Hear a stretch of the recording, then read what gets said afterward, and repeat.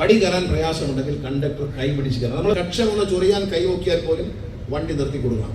ഓടുന്ന ബസ്സിൽ നിന്ന് കുഞ്ഞ് തെറിച്ചു പോയാൽ ആ കണ്ടക്ടറും ഡ്രൈവർക്കുള്ള നടപടി ഒരു മയമില്ലാത്ത നടപടിയായിരിക്കും. ബസ്സിൽ കയറിയാൽ ആരും കയറിയാലും അമ്മ എന്താണ് നമ്മളൊരു മലയാളിയെ സംബന്ധിച്ച് സാറെന്നൊന്ന് അഭിസംബോധന ചെയ്താൽ പാവപ്പെട്ടവരാണ് ഇന്ന് ഏറ്റവും കൂടുതൽ ഈ വാഹനത്തെ ആശ്രയിക്കുന്നത്. അവരെ അവഗണിച്ചുകൊണ്ട് ഒരു കാരണവശാലും മുന്നോട്ട് പോവുകയാണ്. വണ്ടി വരും, അതൊക്കെ കറക്റ്റായിട്ട് അത് നമ്മളൊരു സൈഡിൽ നടക്കും. പൊതുജനങ്ങൾക്ക് വേണ്ടി സാധാരണക്കാർക്ക് പാവപ്പെട്ടവർക്ക് ഒരുവിധം പൈസ ഉള്ളവരെല്ലാം സ്കൂട്ടർ വാങ്ങിച്ചു. ഇനി വാങ്ങാനുള്ളത് സമൂഹത്തിലെ ഏറ്റവും സമ്പന്നരല്ലാത്ത സാധുക്കളാണ്.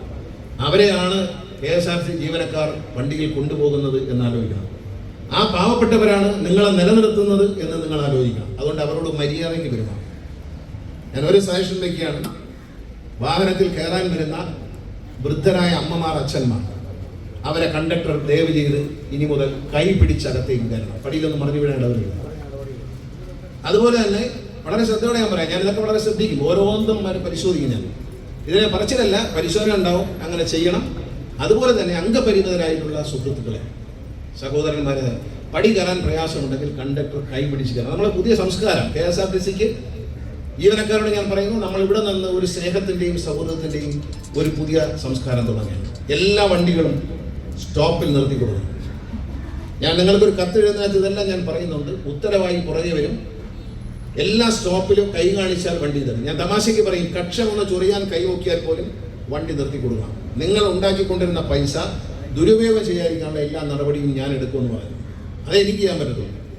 അത് നിങ്ങൾക്ക് തന്നെ ഉപകാരപ്പെടും, ഈ സ്ഥാപനത്തിന് ഉപകാരപ്പെടും. ഒരു പൈസ എടുക്കില്ല. ആരും ഒരു പൈസ മോഷ്ടിക്കാൻ സമ്മതിക്കില്ല.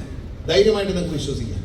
ഒരു അഴിമതിയും നടത്താൻ സമ്മതിക്കില്ല. പക്ഷേ നിങ്ങൾ യാത്രക്കാരെ കയറ്റണം. വയ്യാത്തൊരമ്മ വന്നാൽ കുഞ്ഞുങ്ങളെ പ്രത്യേകം ശ്രദ്ധിക്കണം. ഓടുന്ന ബസ്സിൽ നിന്ന് കുഞ്ഞ് തെറിച്ചു പോയാൽ ആ കണ്ടക്ടറും ഡ്രൈവർക്കുള്ള നടപടി ഒരു മയമില്ലാത്ത നടപടിയായിരിക്കും എന്നുകൂടി ഈ അവസരത്തിൽ പറയാം. മര്യാദകളായിട്ട് പെരുമാറരുത്. സ്ത്രീകളോടായാലും പുരുഷന്മാരോടായാലും. തമിഴ്നാട്ടിൽ പോകും, ബസ്സിൽ കയറിയാൽ ആരും കയറിയാലും മാമ സാർ, എല്ലാവരും സാർ. എന്തുകൊണ്ടാണ് സാറെന്ന് വിളിച്ചോളൂ? ഞാൻ പലരെയും സാറെന്ന് വിളിക്കാറുണ്ട്. എനിക്കൊരു കുഴപ്പമില്ല. എന്താണ് നമ്മളൊരു മലയാളിയെ സംബന്ധിച്ച് സാറെന്നൊന്ന് അഭിസംബോധന ചെയ്താൽ നാണക്കേടുണ്ട്? ഒരു നാണക്കേടും. എല്ലാ വലിയ വലിയ കമ്പനികളുടെയും ഉടമസ്ഥന്മാരും വലിയ വലിയ എക്സിക്യൂട്ടീവ്സും പരസ്പരം സാറെന്ന് വിളിക്കും. നമ്മളൊരു ആരോ ആയിക്കോട്ടെ, എത്ര ദരിദ്രനോ എത്ര അവശനോ ആയിക്കോട്ടെ, സാർ വണ്ടിയിലോട്ട് കയറണം എന്ന് പറഞ്ഞതുകൊണ്ട് എന്ത് നഷ്ടമാണ് ഒരു KSRTC കണ്ടക്ടർ ഡ്രൈവർക്കോ സംഭവിക്കുന്നത്? ഒരു കുഞ്ഞ് വരുന്നു, മോനെ കയറണ, നീ കയറിക്കോ, അകത്തോട്ട് കയറണേ. എന്താ തെറ്റ്? എന്താ തെറ്റ്? ബസ് കുഞ്ഞുങ്ങളൊക്കെ കൈ കാണിച്ചാൽ നിർത്തി പൂർണ്ണമായും ഡ്രൈവർമാരെ നിർത്തി കൊടുക്കും. ഞാനീ പറയുന്നത് ഇവിടെ മാത്രമല്ല, സോഷ്യൽ മീഡിയയുടെയും മാധ്യമങ്ങളുടെയും എല്ലാവരും കേൾക്കുന്നു. ഇനി മുതൽ, ഇന്നലെ വരെ എന്തെന്നുള്ളത് മറക്കും. ഇനി മുതൽ ഒരു മാറ്റമാണ്. ഇനി മുതൽ എല്ലാ കാര്യങ്ങളും ഞാൻ ചെലവ് കുറക്കുന്ന കാര്യത്തിൽ വരവെല്ലാം ചെയ്യും. ഞാൻ നിങ്ങളെ കണ്ടല്ലോ, ഞാൻ പമ്പയിൽ പോയി. നിറഞ്ഞു വരുന്ന ഒരു സൂപ്പർ ഫാസ്റ്റ് ബസ് നിലയ്ക്കൽ കയറരുത് എന്ന് പറയാൻ കാര്യം, നിലയ്ക്കൽ കയറിയാൽ 10 ലിറ്റർ ഡീസൽ പോകും. കയറേണ്ട കാര്യമില്ല. അവിടുന്ന് ആരെയും കയറ്റാനും പറ്റൂല. അതിനകത്ത് സ്ഥലമില്ലല്ലോ. പിന്നെ എങ്ങനെ കയറ്റുന്നത്? അപ്പോൾ ആ ഡ്രൈവറും വെറുതെ കണ്ടക്ടറും മെനക്കെട്ട് ആ മലയെല്ലാം കയറി ഇറങ്ങി ആ ട്രാഫിക്കിൽ കുരുക്കിൽ കിടന്ന് യാത്രക്കാരൻ്റെ സമയം മെനക്കെടുത്തി യാത്രക്കാരെ വണ്ടിയിലിരുത്തി ഓരോ ബസ് സ്റ്റാൻഡുകളിൽ കയറി മുഷിപ്പിക്കുന്നതൊക്കെ അവസാനിപ്പിക്കണം. പെട്ടെന്ന് ഇവിടുന്ന് പോകണം. ഇങ്ങനെ വളഞ്ഞ് തിരിഞ്ഞ് വേറെ കാട്ടി കൂടെയൊക്കെ കയറി അങ്ങനെ ഒന്നും ഇനി ഒരു ബസ്, എല്ലാ ബസ്സുകളും എല്ലാ സ്റ്റാൻഡിലും കയറണം നിർബന്ധം പിടിക്കില്ല. ഒരു ബസ് കയറിയാൽ അടുത്ത ബസ് കയറേണ്ടായിരിക്കും. ഇപ്പം ഞാൻ പറഞ്ഞു, ഉച്ച സമയത്ത് വണ്ടി ഓടിക്കണം. നിങ്ങൾ ഡ്രൈവറും കണ്ടക്ടറും ഒക്കെ ഇവിടെ ഒന്ന് വിശ്രമിച്ച് ചോറൊക്കെ കൊണ്ടിട്ടൊന്ന് കിടന്ന് ഉറങ്ങിയിട്ടൊക്കെ പോയാൽ മതി. എന്നേ ഈ ഉച്ചയ്ക്ക് വെയിലത്ത് ആരും ഇല്ലാത്ത സമയത്ത് ഈ വണ്ടി ഇട്ട് ഓടിക്കാൻ പാടില്ല. ചെയിൻ സർവീസുകളുടെയൊക്കെ ഒരു സിസ്റ്റം മാറ്റിയിരിക്കുക. 15 മിനിറ്റ് അല്ല, അതൊക്കെ പീക്ക് ടൈമിൽ മാറ്റും. രാവിലെ 8:15 കുഞ്ഞുങ്ങൾ സ്കൂളിൽ പോകാൻ വരുന്ന സമയം മുതൽ 10:30 മണിക്ക് എല്ലാവരും ഓഫീസിൽ കയറുന്നവരെ 15 മിനിറ്റ്. അത് കഴിഞ്ഞാൽ 3/4 മണിക്കൂർ, അരമണിക്കൂർ, 3/4 മണിക്കൂർ, 1 മണിക്കൂർ. ഉച്ച സമയത്ത് ഒരു വണ്ടിയെ കാണാൻ അത്യാവശ്യം ഉണ്ടെങ്കിൽ മാത്രം. ഉച്ച സമയത്ത് നട്ടുച്ചയ്ക്ക് ഒരാളും ചൂടത്ത് വെളിയിലോട്ട് ഇറങ്ങുന്നില്ല. നമ്മളൊരു അച്ചടക്കത്തോടെ നീങ്ങണം.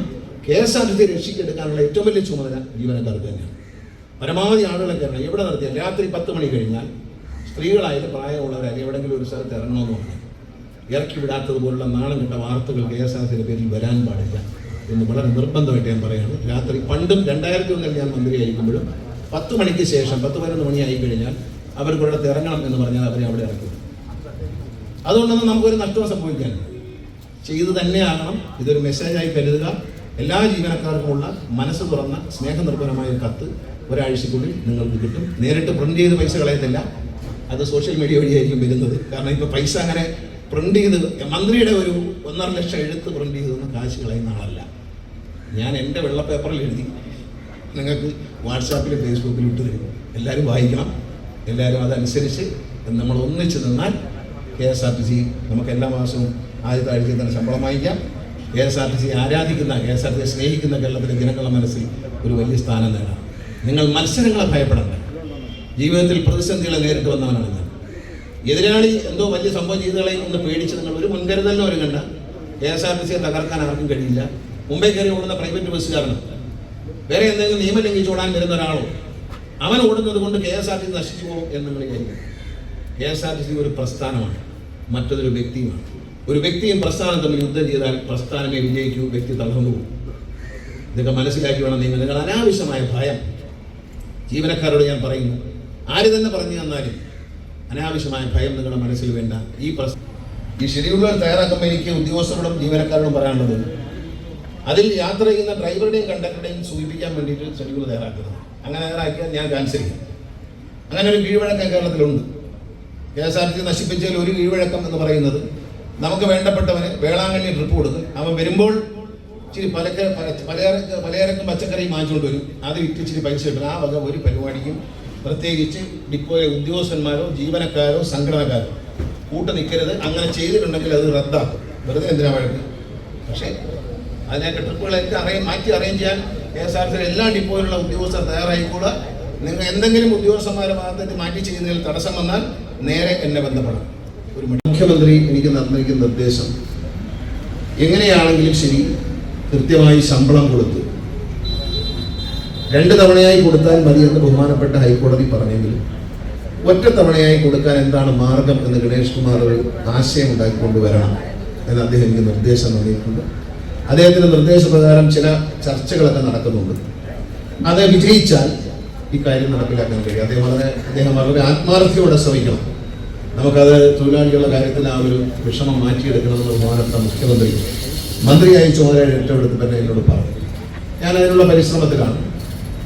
ഒരു ബസ്സും നഷ്ടത്തിലോടാൻ കഴിയും. ഒരു പ്രദേശത്തേക്ക് പോകുന്ന ഒരു ബസ് നല്ല നിറഞ്ഞു പോവുകയും തിരിച്ച് കാലിയടിച്ചു വരികയും ചെയ്യുന്നുണ്ടെങ്കിൽ നിങ്ങൾക്കത് ഉദ്യോഗസ്ഥരോട് ഞാൻ പറയുകയാണ്, നിങ്ങൾക്കത് ഓൾട്ടർ ചെയ്യാനുള്ള സജഷൻ വയ്ക്കുക. അവിടെ നിന്ന് മറ്റൊരു സ്ഥലത്തേക്ക് പോവുക, അവിടെ നിന്ന് കളക്ഷനോടി മറ്റൊരു സ്ഥലത്തേക്ക് പോവുക, അവിടെ തിരിച്ചു വരിക. അങ്ങനെ ഒരു സർക്കുലർ അടിച്ചു വരിക.